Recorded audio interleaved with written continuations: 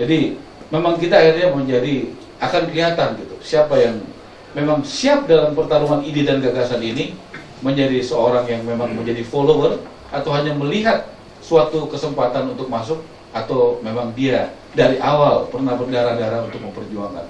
Saya pikir tidak pantas negara sebesar ini dipertaruhkan atas nama pengetahuan yang terbatas, informasi yang terbatas, kepada orang yang saya pengen sampaikan satu, orang yang harus punya record yang jelas, jejak yang jelas soal demokrasi, soal pluralisme, soal membangun ekonomi kerakyatan. Kalau dia belum punya jejak rekor soal itu, saya pikir boleh punya cita-cita, tapi jangan terlalu tinggi cita-citanya. Terima kasih. Itu kalimat yang halus, padahal kasarnya ngaca dulu. Saya kira, tapi sebelum ke Pak Priyo nih Mas. Jadi untuk informasi Mas Ara, Mas Yudi, Pak Fazlun, Pak Priyo, semua diskusi di sini kita rekam dan kita transkrip. Saya ingin nanti jangan dikirim ke Pak Ica. Oh tidak. Siapa tahu bisa menjadi bentuk bagian dari olah pikir kita di setiap diskusi ini, bisa kita bukukan dan segala macam, bisa menjadi catatan rekod tadi tokoh-tokoh muda kita. Dan saya setuju, tidak pantas bangsa sebesar ini diserahkan pada orang yang tidak jelas dalam tanda kutip visi misinya maupun. Kenapa PSB ini kenal sekali sama Mas Ara? Dilaporkan setiap. Dan kita ke Pak Priyo, mungkin tantangan dari Mas Yudi tadi apakah bisa disambut, karena di internal Golkar sendiri yang kita dengar memang masih agak ngalor ngidul. Assalamualaikum warahmatullahi wabarakatuh. Ini saya hari ini menikmati betul pandangan-pandangan super cerdas dari tokoh-tokoh muda yang terbaik yang dimiliki oleh semua partai. Kalau jadi presiden akan milih semua mereka. Saya kenal semua ini, rata-rata lah apa itu the best sons of the party masing-masing. Ini kalau ada tambahan dua lagi itu sahabat saya Nismata dan Ketua Umum Presiden PKS dan Ansur Bandingul, Presiden PPI misalnya, Partai PPI. Sebenarnya tambahan di Baswedan sebenarnya lebih lengkap, tapi sayang mereka di luar kota semua. Anies maka sempat kontak, saya mau kalau ada Mas Priyo ada seterusnya, tapi dia di Jogja ya Pak, dan seterusnya. Nah kalau Pak Nasbaningrum saya nggak sempat kontak, tapi mudah-mudahan bukan karena urusan dengan Pak SBY. Oh ya, lebih baik alasan itu.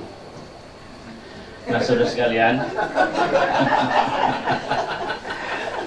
kalau alasan perseteruan dengan Bunda Putri ya saya nggak ikut-ikut. Baik, saya coba merekam itu semua. Saya justru dapat inspirasi terhadap berbagai pandangan yang tadi mengemuka, Mas Fadli, Mas Yudi, Mas Ara. Kita segenerasi. Tapi di antara bertiga ini saya setahun 2 tahun lebih tua. Jadi saya kira pandangan saya adalah jika pada suatu masa sebuah kepemimpinan politik menihilkan anak muda, itu jelas tindakan ahistoris. Coba lihat rentang, saya nggak ngomong tentang dunia, tentang Republik Indonesia saja. Lahirnya Gerakan 1908 berpuncak pada momentum sejarah lahirnya Sumpah Pemuda 1928. Kemudian muncrat lagi pada tahun 45 sebelum akhirnya Indonesia memaklumkan kemerdekaan. Siapa yang jadi muadzin menyerukan sehingga lahir sebuah generasi itu? Tidak ada disebut sebagai orang tua, tidak, tapi ternyata adalah anak-anak muda.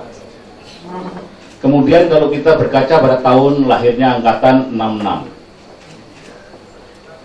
yang dimotori oleh mahasiswa. Kemudian lahirnya Hariman CS saat itu tahun 1974.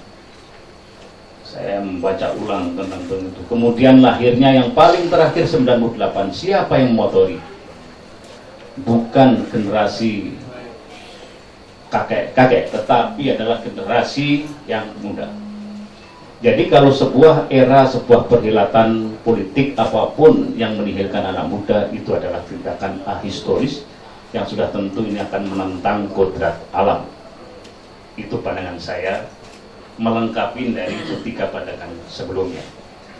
Nah, yang jadi soal sekarang sudah sekalian, bukan itu.